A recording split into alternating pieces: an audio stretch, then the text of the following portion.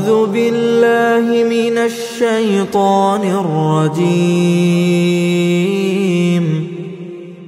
بسم الله الرحمن الرحيم.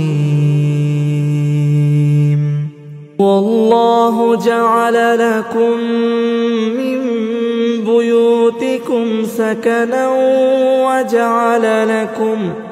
وجعل لكم من جلود الأنعام بيوتا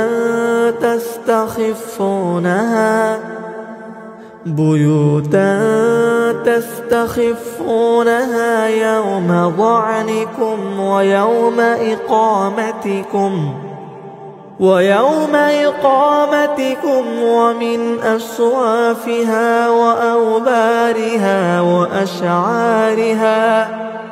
وأشعارها أثاثا ومتاعا إلى حين.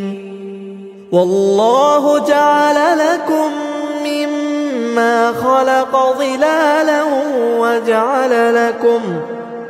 وجعل لكم من الجبال أكنانا